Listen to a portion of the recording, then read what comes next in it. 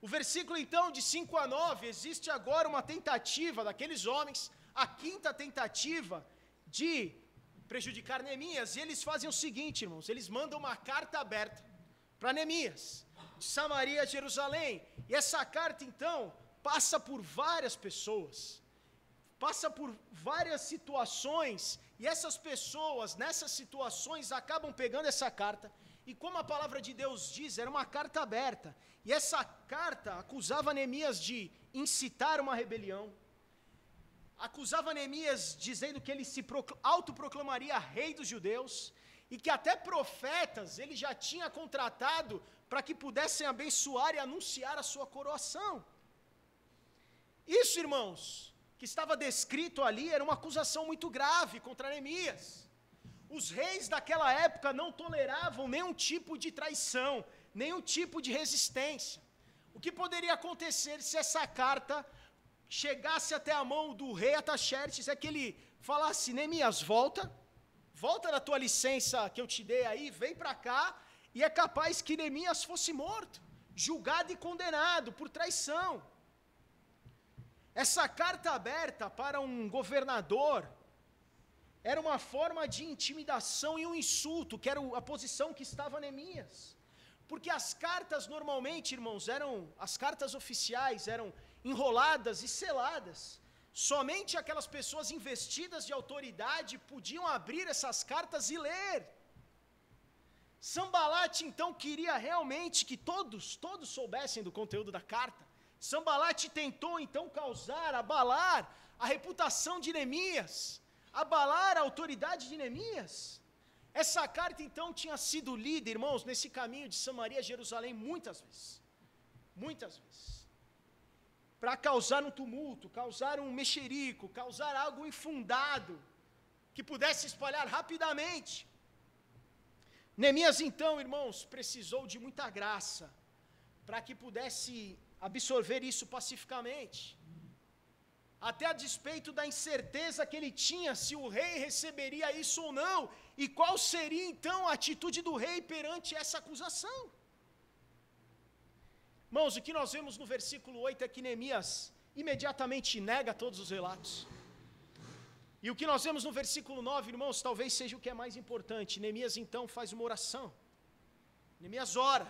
E nós sabemos que Neemias é alguém de oração, porque durante todos esses capítulos que nós estudamos, nós vemos Neemias buscando em Deus as respostas, buscando a capacidade, buscando em Deus a força para que ele pudesse ignorar nesse momento a fofoca, e ele pudesse ser ajudado a prosseguir. Neemias pede força então, e volta a trabalhar. Ele decide então não se preocupar com a sua reputação, ele decide não se preocupar com isso, e decide prosseguir, e decide avançar.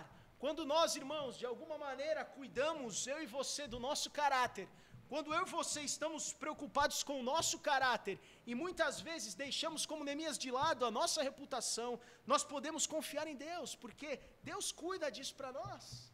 É importante para nós pensarmos e nos preocuparmos com o nosso caráter. Muitas vezes existem pessoas falando mal de você, colocando situações como faziam com Neemias. É importante que você cuide do teu caráter e confie que Deus está cuidando da tua reputação. A terceira mentira, irmãos, no versículo 10 ao 14, vamos ler. Versículo 10, um dia fui à casa de Semaías, filho de Delaías, neto de Meitibael, que estava trancado portas adentro. Ele disse: vamos encontrar-nos na casa de Deus, no templo, a portas fechadas, pois estão querendo matá-lo, eles virão esta noite. Todavia eu lhe respondi: acha que um homem como eu deveria fugir? Alguém como eu deveria entrar no templo para salvar a vida? Não, eu não irei.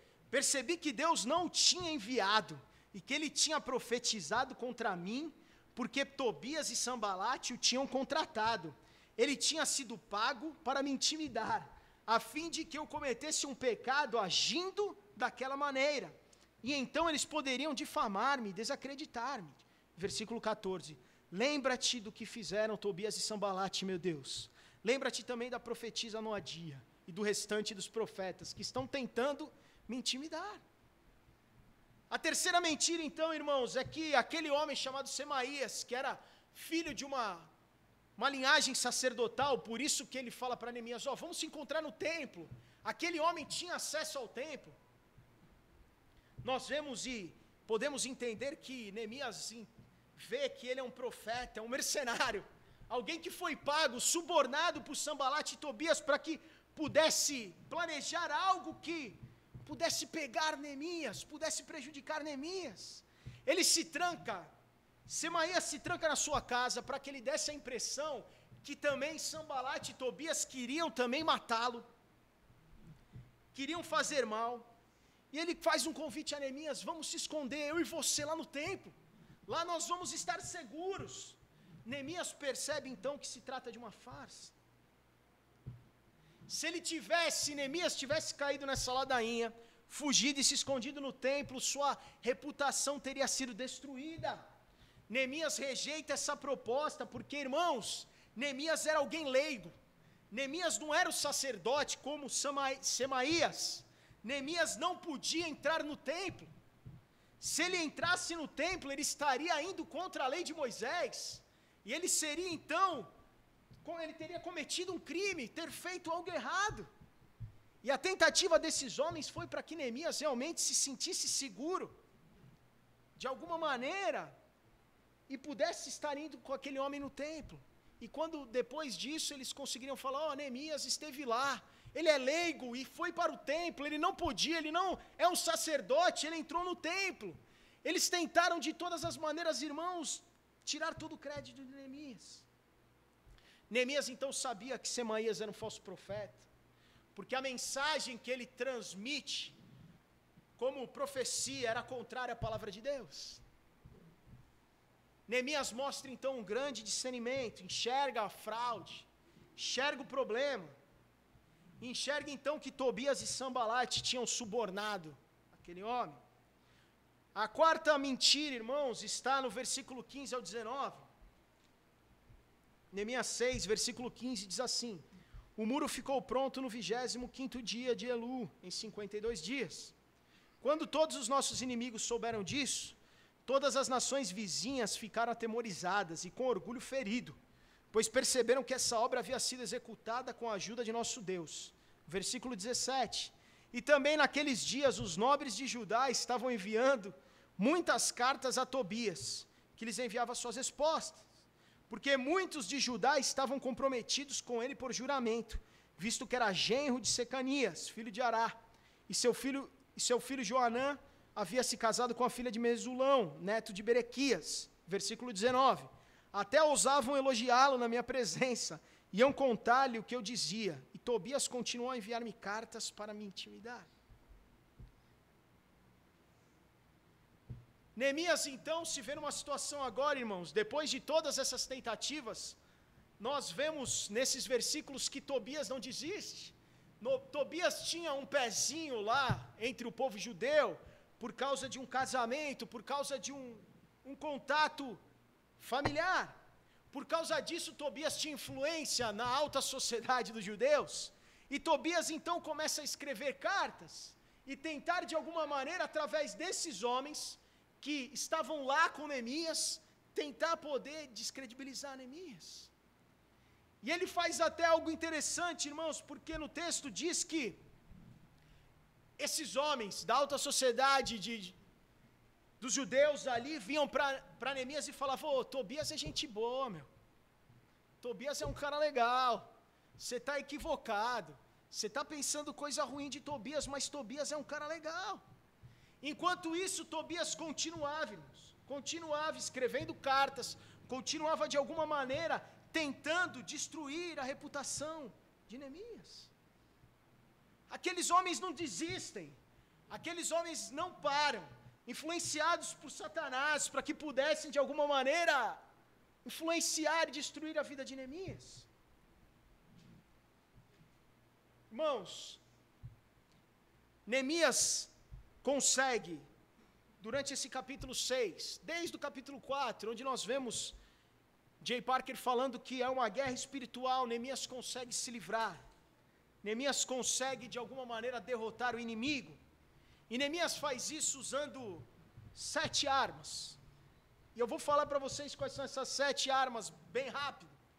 E não são 7 passos para o sucesso, não são 7 passos para você ter nada. Na verdade, são 7 armas que eu e você podemos usar na nossa caminhada para derrotar as situações que muitas vezes se levantam.